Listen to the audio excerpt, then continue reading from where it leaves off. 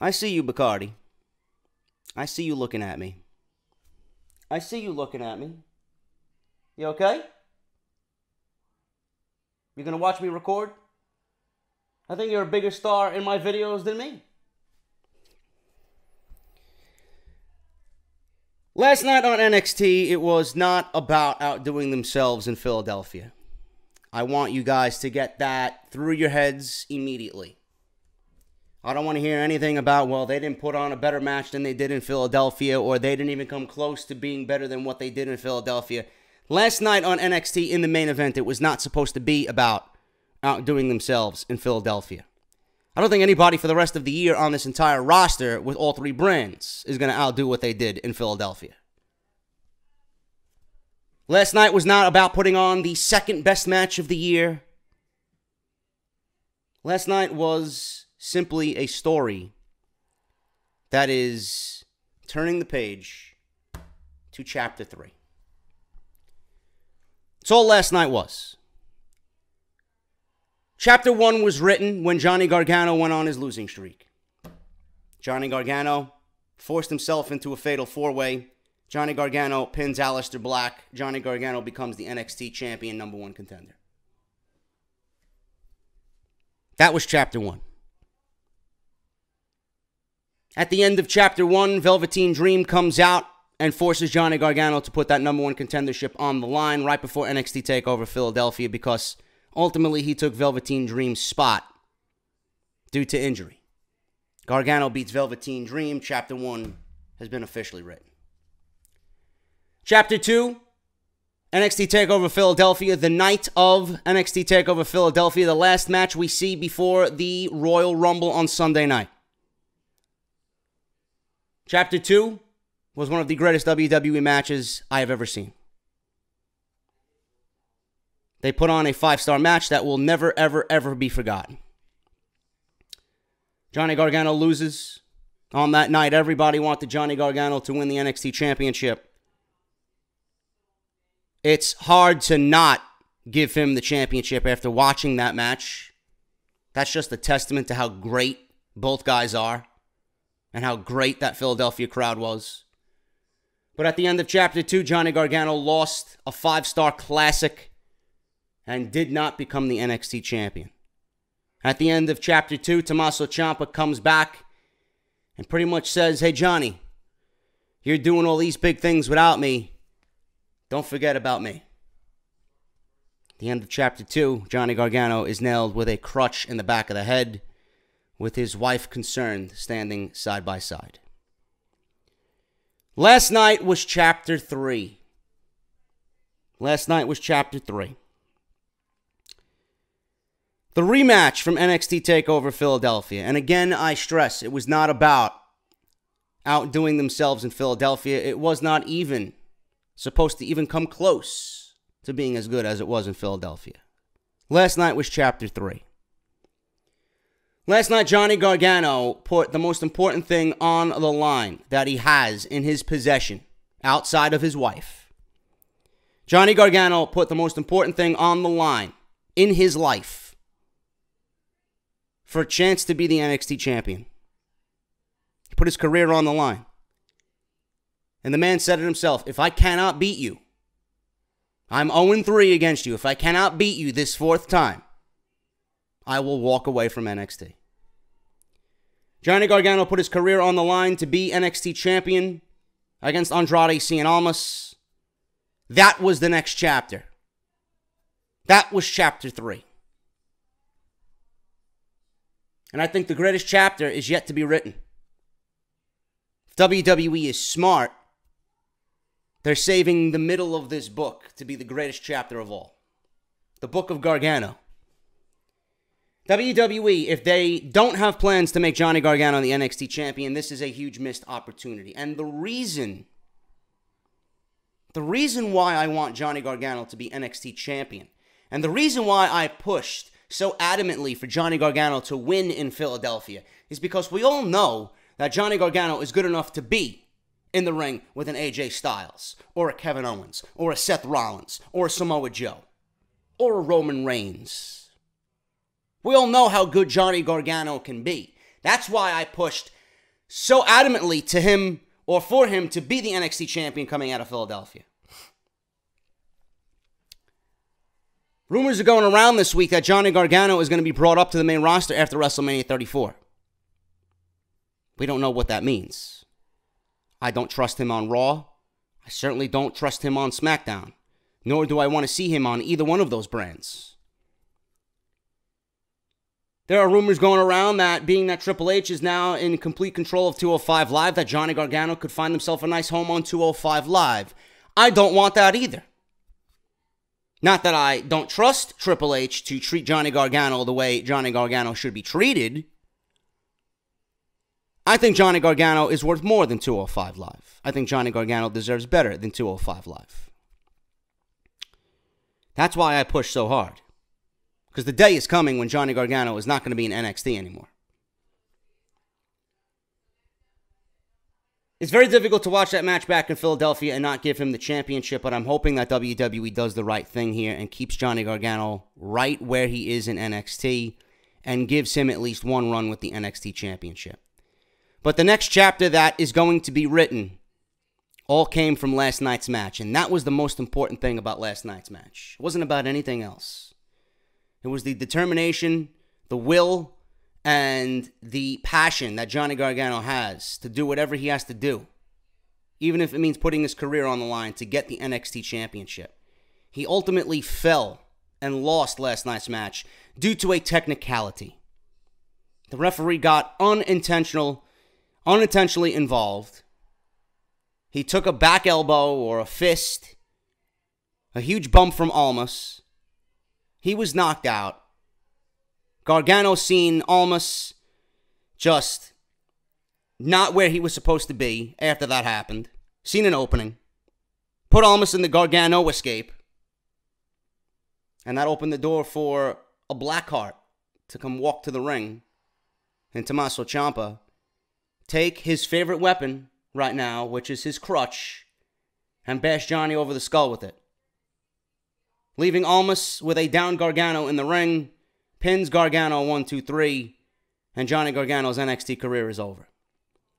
Chapter 3 has been written. Or at least the end of Chapter 2. I guess I could put this at the end of Chapter 2. This is Chapter 2.5. Tommaso Ciampa rears his ugly head again. Chapter 3 is going to be what we see at NXT Takeover New Orleans. There's a technicality here where Johnny Gargano can be brought back to NXT because A, it was a fuck finish. B, Tommaso Ciampa should not even be in the arena. He has no business being in the ring. We all knew that Johnny Gargano and Tommaso Ciampa were going to pretty much come to a head. We all knew that Tommaso Ciampa was going to get involved in this match, one way or another. We all knew Tommaso Ciampa was going to factor into Johnny Gargano not winning the NXT Championship and be a factor in him quitting NXT. This leaves the opening for William Regal to come in and pretty much make an executive decision that Tommaso Ciampa was not supposed to be there. He put his crutch where it should not have belonged. And he's going to bring back Johnny Gargano and give Johnny Gargano one last opportunity to get revenge on Tommaso Ciampa and ultimately win his job back. WrestleMania 34 weekend, we're going to see Tommaso Ciampa versus Johnny Gargano in the ultimate grudge match. A grudge match for the ages. I don't think I've been this excited for a grudge match since Bret Hart versus Owen Hart. I don't think I've been this excited for a match since Shawn Michaels versus The Undertaker at WrestleMania 25, or Shinsuke Nakamura versus Sami Zayn at NXT TakeOver Dallas, WrestleMania 32 weekend. This is going to be a big money match. This is going to be a great story. And the best thing about what NXT did last night was not the match itself. We knew the match was going to be great. The best thing about what we seen last night is if you are an avid fan and an avid watcher of NXT, You have to appreciate the attention to detail that NXT puts into storylines that are this big and play out on TV. Attention to detail in professional wrestling, period, is something that is just seemingly overlooked, especially on Monday Night Raw and SmackDown Live. It's a fine art that not every creative writer or every creative team or every promotion really sits down and appreciates. It's just always overlooked. And what I mean by that is whether it's Almas's frustration and Almas's urgency causing him to make a certain facial expression that he can't put Johnny Gargano away. What do I have to do to put this pest away? Whether it's at the end of the match, Johnny Gargano sitting there, Indian style, in the middle of the ring, heartbroken, and you can see it all over his face. He looked like in complete shock. He didn't know what was going on. He didn't know what was awaiting him after he left that ring. Candice LeRae, his wife, comes into the ring and sits next to him the same way that Tommaso Ciampa sat next to him at the end of their match in the Cruiserweight Classic. The same exact situation, the same exact way, only LeRae was filling in for Tommaso Ciampa in that spot last night. I'm not sure if you guys picked up on that, but in the Cruiserweight Classic, they were best friends. They were tag team partners. They just had a hell of a match. They beat the shit out of one another. He was his best friend. They sat next to each other and embraced and hugged at the end of that Cruiserweight Classic episode. Candice LeRae did the same thing here for Johnny Gargano. Attention to detail. And the greatest attention to detail of all was that when Johnny Gargano and Candice LeRae finally got up and walked away from the ring, the camera solely panned on Tommaso Ciampa with nothing else in the background. You see not one other person from the crowd in the camera shot. All you seen was Tommaso Ciampa and his epically long beard, hatred in his face, and in the most disgusting, vile, uncaring, prick-like way. All you see as NXT fades to black is him waving goodbye. Nothing else in that moment mattered. The ending of NXT last night is all you need to see about how great this story is. Him waving goodbye, the way he did to Johnny Gargano, is worth 1,000 fucking words. I don't even need to say anything. Picture is worth 1,000 words, they say. That was worth more than 1,000 fucking words. Love it. I absolutely fucking love it. I do think that WWE is going to miss the boat here. I just have a feeling that they're not going to give Johnny Gargano the NXT Championship. I think WWE would be missing the boat big time on not putting the title around this guy's waist at a takeover. I'm hoping for Johnny Gargano to be reinstated by William Regal, get the match with Tommaso Ciampa, get the win over Tommaso Ciampa, get back on track, and get another opportunity at the NXT Championship. Whether that's against Almas or Aleister Black, I don't care. I don't care. I honestly think that Johnny Gargano and this story needs to end with him winning the NXT Championship. I can only hope. I don't want it to end at TakeOver New Orleans and then him getting promoted to the main roster. That is the same old story that we've seen with everybody else before him. He wins the grudge match, he gets called up, and then he's on Monday Night Raw and SmackDown Live, and we don't see half of what we loved in Johnny Gargano on both of those brands. I don't want that. Johnny Gargano needs to be in NXT because the story is not over after he beats Tommaso Ciampa. I feel like the story is just getting started. Last night was great. I appreciate the attention to detail from NXT management and NXT creative. And Almas and Gargano, again, Just amazing at everything that they do. Everything. Can't wait to see where this story goes. That was the big story coming out of NXT last night. We're going to go over the entire show. I got thoughts on a few other things that happened last night. I got a few stories here as well as far as NXT news goes. So we'll go over all that. I got a news story on a new stable possibly coming to NXT. I got I think I have a story on where Peyton Royce and Billie Kay have been with physical photo evidence, if you guys do not believe me.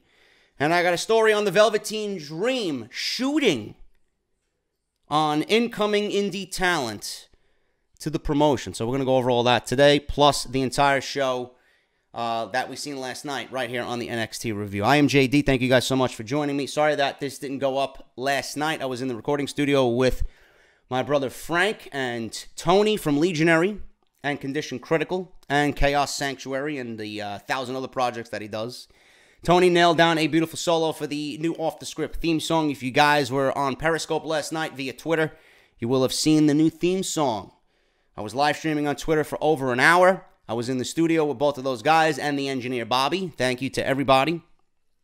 The new theme song will be released next Tuesday, so it will be on next week's episode. But if you guys want to get a sneak peek, it's at the end of the live stream. I actually pinned it on my Twitter page. You can listen to the last minute or so of the live stream, and you can actually hear the new theme song in its entirety with Tony just working his guitar magic for the new off-the-script theme song. So that's why this didn't get up last night. But I'm here this afternoon, and I hope you guys enjoy it. Thank you so much for all the support. Monday Night Raw review did over 42,000 views. Jesus Christ. Thank you guys so much for that. Big money there. SmackDown Live review went up yesterday morning as well. That's over 20,000 views already in less than 24 hours. Thank you guys so much. That should be over 30 by the end of the day. You guys are beasts. If you guys missed those two videos, they are live on the channel right now. We talk about the Gauntlet match, Seth Rollins. We talk about how SmackDown Live is just completely garbage, the state of the tag team division, the state of the United States Championship, and other issues with SmackDown Live. So if you guys want to hear a nice little rant, SmackDown Live is where it's at, and where it's been, pretty much. Even though Raw, we all know, sucks.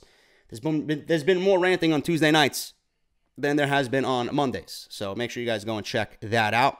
Thank you guys for supporting Harry's. Remember, harrys.com/script for your free trial razor blade set. All you guys got to do is pay shipping and handling. Use the unique link that we have with them, harrys.com/script.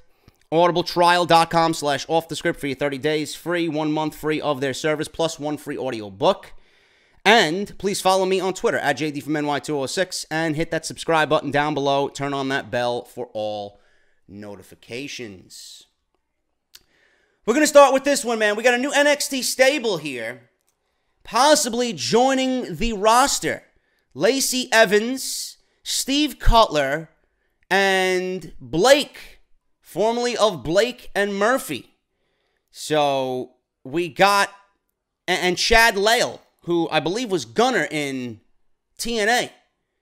So it looks like we might be seeing a new stable in NXT. And I don't mind this at all, because Sanity is more than likely going to be called up to the main roster.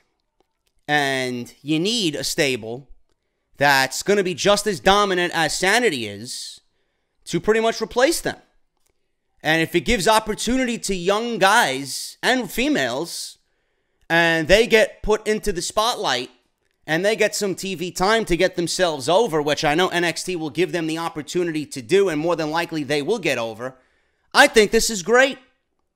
And the fact that Lacey Evans looks like she shed that pin-up Navy Playboy model gimmick that she had going on, which was completely fucking cringe. Her theme song was even worse. I think this may end up being the best thing for her as well. Never mind seeing Gunner and Blake and Steve Cutler. But Lacey Evans shedding that cringe gimmick. We could finally see what she's really made of with a decent gimmick now. I felt like she tried too hard with that pin-up, army-mothered thing that she was doing, whatever the fuck she was doing. I didn't like it at all. We don't know what they're going to be called. We don't know if this is a real thing. But I'm assuming if they're experimenting with it on house shows, we could be seeing this after Sanity is brought to the main roster after WrestleMania 34. They're probably going to give them some momentum on the house show circuit, and then we'll be seeing this, hopefully, by the middle of the summer on NXT television. Always great seeing young talent given an opportunity on NXT. Speaking of NXT, and everybody's favorite female in NXT, the reason why Peyton Royce and Billie Kay have been off television is because Peyton Royce and Billie Kay got breast enlargements. And this is after the surgery. As you guys can see here, Peyton Royce is noticeably larger up top. I don't have photo evidence of Billie Kay, nor do I really care. I didn't find Billie Kay to be attractive anyway. Peyton Royce was always the hotter of the two. But Peyton Royce has had breast enlargement surgery, as has Billie Kay. Now, the reason why they were off television is because after you get this procedure done, you need close to 2 months of recuperation time before you can even step back into the gym for strenuous workouts. So it might not even mean anything to these two. They got what they needed to get done. I'm not sure if this was a requirement from NXT or if this was something they wanted to do on their own. I honestly think Peyton Royce didn't even need anything to be done. I honestly think she didn't need anything to be done, period. I think Peyton Royce is just beautiful as she is, without the breast enlargement. But that's just me. You know, more than a handful is a waste. But regardless of that fact, that's just my mere opinion. She still looks amazing here. She may end up getting called up to the main roster anyway. So being off NXT television for close to 2 months might not even make a difference. I think she is ready to be brought up to the main roster, and I think it's about time. Really can't say the same thing about Billie Kay. I think Billie Kay is still green in the ring, but we'll see what happens. If they're brought up together, I think it's going to benefit both of them. Billie Kay can feed off Peyton Royce and vice versa, and I think they could really utilize that iconic duo gimmick on the main roster. It would be organic, it would feel natural, and it wouldn't feel forced because this is something that has been successful in NXT. You're taking what was successful in NXT and putting it on the main roster somewhere, preferably on SmackDown Live. I think that's the best way to go about it. Instead of putting women randomly together like the Riot Squad or Absolution, that makes no sense at all. Keeping these two together makes sense. And I hope WWE doesn't stray from that fact. Everything that NXT does right, somehow the main roster fucks up and changes. You don't need to change anything here. Billie Kay and Peyton Royce should remain together as the iconic duo. And I'm sure you guys agree with me on that. Velveteen Dream. Shooting on Twitter. I am beyond irritated by the indie guys coming into NXT, taking up spots, living out their dreams, pretending to be actual talent. Or as we put it, superstars. I'm homegrown talent, and I breed success on my own terms. Reactions prove it. Facts are facts. If anyone under contract has an issue with it, the dream is easy to find. Not sure if this was a legit shoot by Dream. I'm not sure he would just willingly go out there and shit all over the NXT talent that was just signed to the company. I think Dream is just playing up the fact that he is the Velveteen Dream. And I think this is just being worked into his shtick on Twitter. Really wouldn't look too much into that, but, you know, it makes for compelling television. Velveteen Dream against Ricochet, or Velveteen Dream versus a Lio Rush, or Velveteen Dream versus EC3. You know? Maybe. EC3 or Ricochet, I could see feuding with Velveteen Dream right out of the gate for their first feud on NXT television.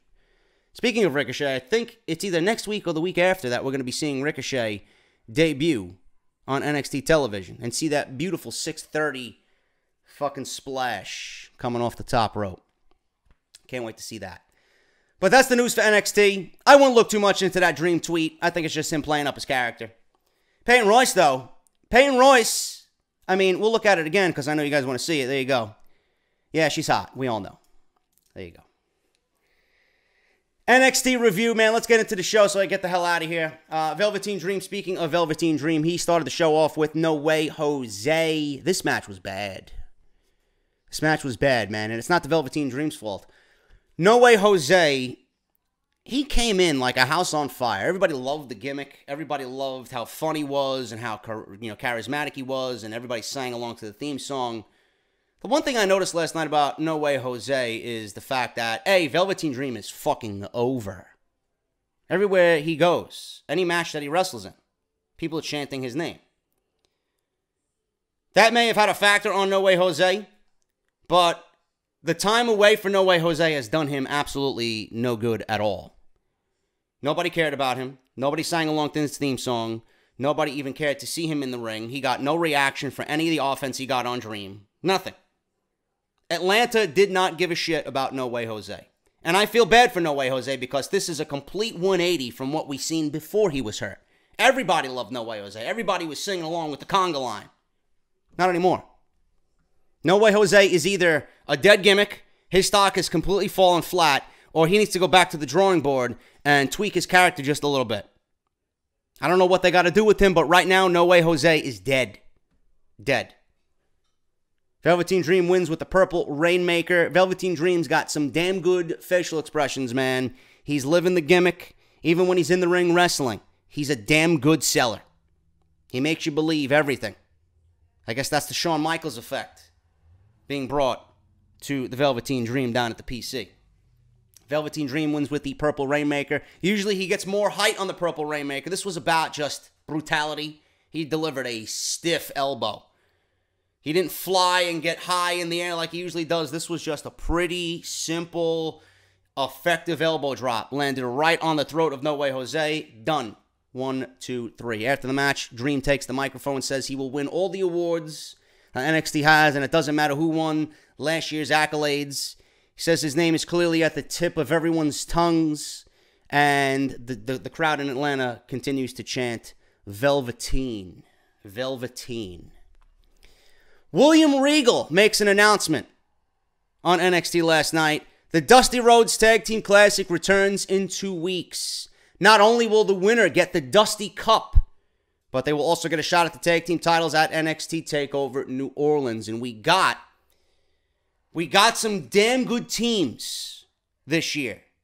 We got some damn good teams. We actually got a tag team division this year, not teams made up of random superstars like Rhino and Baron Corbin and Samoa Joe and Finn Balor. Even though I didn't have a problem with that team, they're randomized teams. Normally, when I think of a tag team tournament, I want there to be legitimate tag teams vying for the final spot. This year we have the Street Profits. This year we have Tino Sabatelli and Riddick Moss. This year we have Heavy Machinery, Authors of Pain, Sanity. We have, I would even put Undisputed in there. They are the champions, but they could win it. Why not? Why not? Put them in the fucking tournament. War Machine's coming on in. War Machine's coming on in. So we got some damn good fucking teams in NXT right now. Damn good teams. Authors of Pain, right? We could have a field of 8 for this tournament. And we could see this tournament lead us to War Machine versus AOP at WrestleMania 34 weekend in New Orleans at TakeOver. So the brackets will be, I believe, unveiled next week. Or the next 2 weeks, rather. We'll see the Dusty Classic. Maybe they do the brackets next week and they give us a glimpse of what we're going to see. But the Dusty Classic is going to start in 2 weeks. So I like that very much. And this year, more so than ever, because we have legit tag teams right now. This could be a stepping stone for the Street Profits. This could be a stepping stone for Heavy Machinery. So we'll see what happens, man. TM61, back, better than ever. Little string of momentum. We could see them win the whole thing. It's going to be very interesting to see, man. A lot of good teams in NXT right now. And again, I think this is where we'll see the debut of War Machine in NXT. Nikki Cross versus, everybody knows I love Toni Storm, but damn, Vanessa Bourne is giving Toni Storm a run for her money, man. Ooh. Love the hair. I think it's the hair. And I really like her theme music, too. Something about her theme music that just is really, really catchy. This one was pretty easy, man. Pretty academic. Nikki Cross wins with the Purge, that fisherman swinging neckbreaker. Nikki Cross wins here very easily. Vanessa Bourne still very green in the ring. Hopefully she comes along nicely. She's got a great look. Apparently Nigel McGuinness fell in love at ringside as well. But Nikki Cross wins here with the Purge for the quick win over Vanessa Bourne. TM61 announces they're going to be in the Dusty Tag Team Classic. That was pretty much self-explanatory. Kyra Sain versus Shayna Baszler next week. So they're giving you that match already. I figure that would have been saved for somewhere down the line, but it may be leading towards what I already stated 2 weeks ago in NXT review. It might be we're going to get Kyra Sain versus Shayna Baszler versus Ember Moon in a triple threat match at TakeOver New Orleans. Johnny Gargano versus Andrade Cien Almas for the NXT Championship. If Johnny Gargano loses, he leaves NXT. We all know what happened here. Andrade Cien Almas is still your NXT champion. This was a damn good match. And like I said in the beginning, it was not supposed to be about outdoing themselves in Philadelphia.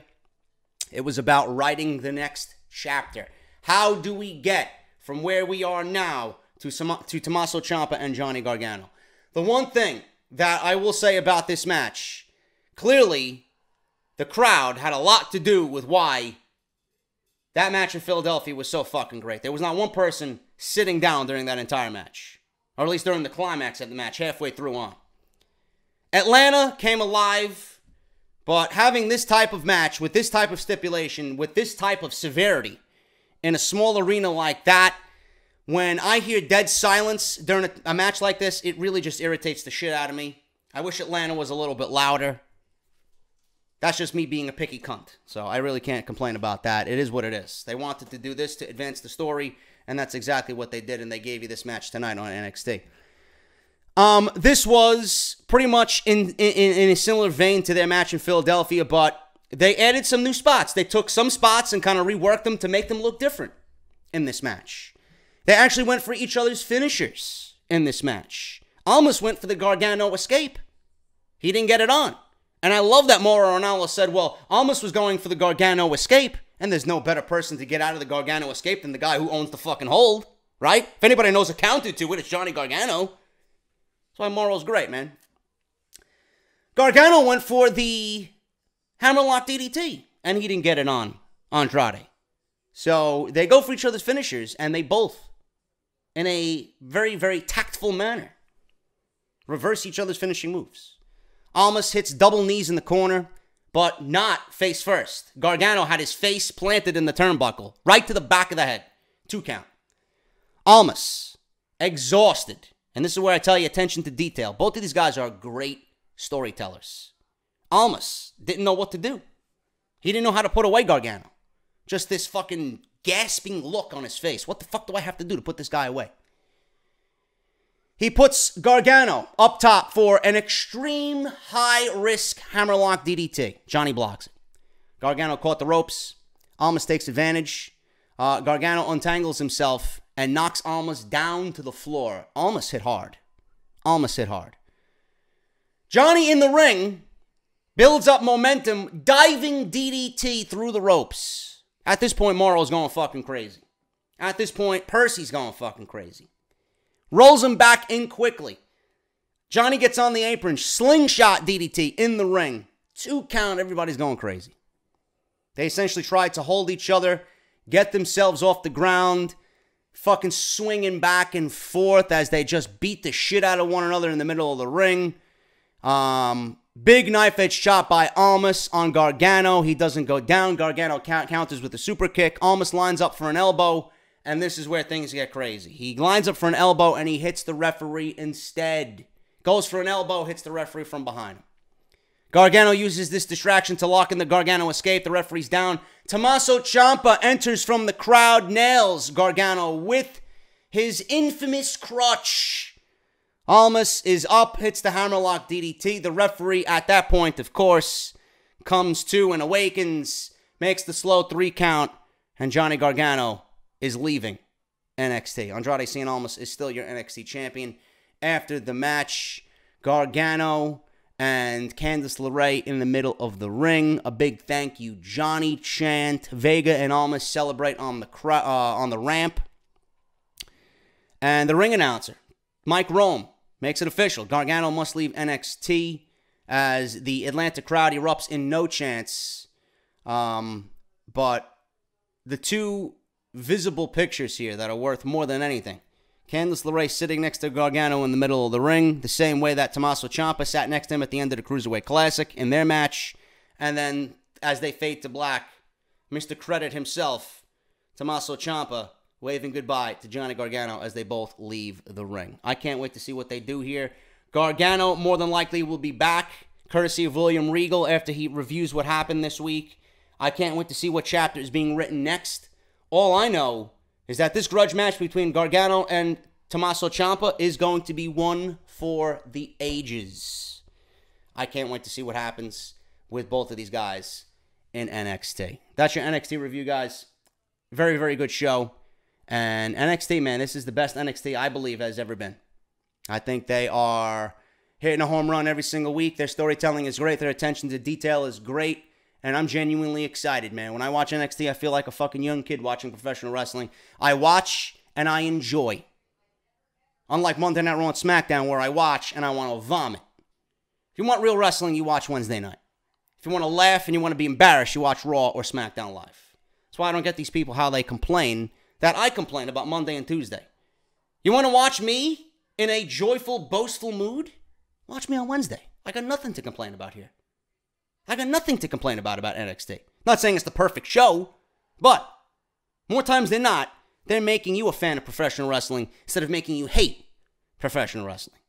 I'm getting out of here. Thank you guys so much. See you guys tomorrow for Off the Script. If I have any other breaking news story, we'll talk about it. Maybe I'll give an extra. We'll see.